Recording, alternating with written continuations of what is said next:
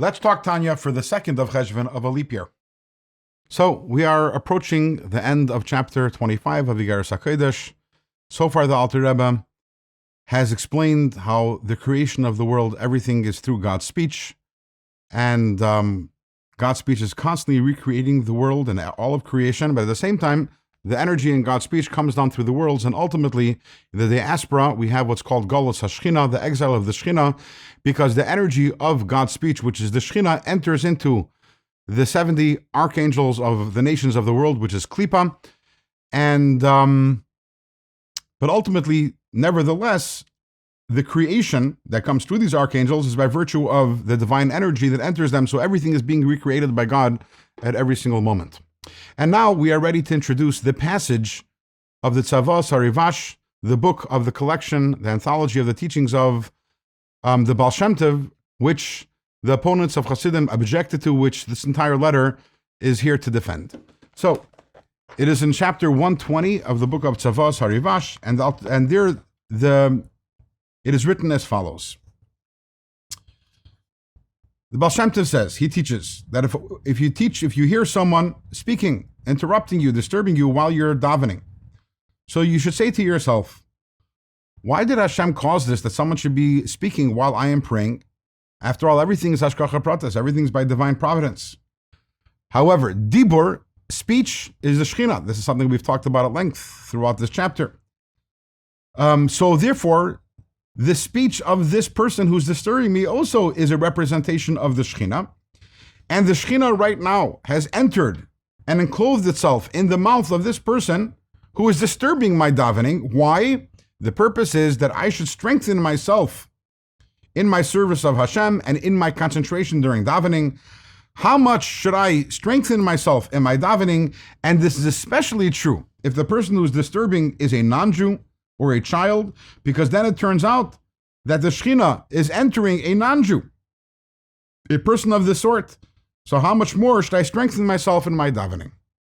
So this is what is said in this book. And when this came out, the opponents of Hasidus, they had conniptions, and they were like, what are you saying? Are you saying that the Shechina is to be found right now in the mouth of the person who is disturbing my davening? How disrespectful that is to God. And you're saying that ultimately it is the divine power that is disturbing my davening, and that is something which is a heretical thought. But if you think that based on everything that we've learned about up until this chapter, this is precisely and exactly describing Galus HaShechina, the process which the Arizal talks about, the idea of the Shechina entering into the forces of Klippa, the non-holy forces, and that's what we're having over here. Ultimately, everything is from Hashem, so it is the Shechina that is entering the mouth of this non-Jew. That is Galus HaShechina.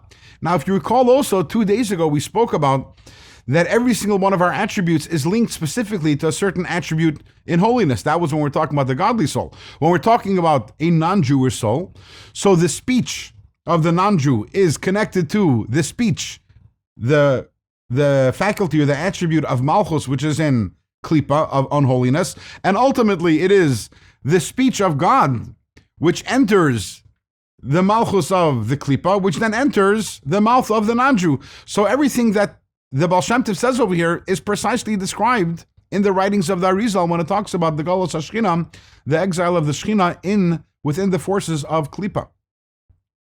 And here also we see the phenomenon of Asher Shalat Ha'adam Ba'adam L'Rolei, which we spoke about yesterday. The idea of that when the energy of holiness enters into, and so to say, is an exile within the forces of Klippa. So although it seems that the forces of Klippa are in control, but it is L'Rolei, it is to the detriment of Klippa. The same thing over here. It sounds like the non-Jew has hijacked the power of holiness. And what is he doing now with the power of holiness? It is using the power that it has, the power it is receiving from the Shechina in order to disturb the Jew who is davening. But in actuality, what is the intention here? What is the purpose here? The purpose is that the Jewish person should say, oh my gosh, look at that. The divine energy, the holy energy of God is entering into this Klippa receptacle. And what is the purpose? The purpose is that I should daven with an even greater concentration to the point that I don't even hear that person who is disturbing me. So yes, it is the divine energy entering into the non-Jew, into the Klippa, Purpose is, however, that the Yid, the Jew, should daven with more kavana. So it's all a ploy, it's all a trick to get the powers of holiness to become even stronger. And the Alter Rebbe is saying, this is not what I'm saying. This is not even what the Baal Shem Tov is saying. The Baal Shem Tov is actually only articulating this larger concept of Galus Hashchina, and that which Shlomo HaMelech says, Asher Shala Ta'adam Ba'adam L'Rolei, one person dominating the other person, the Klippa dominating the Kedusha, but it's for its detriment, as explained and elaborated upon in the writings of the Arizal. So the question is, why were the opponents of Hasidim, why were they objecting to this passage? And that we'll talk about in tomorrow's Tanya.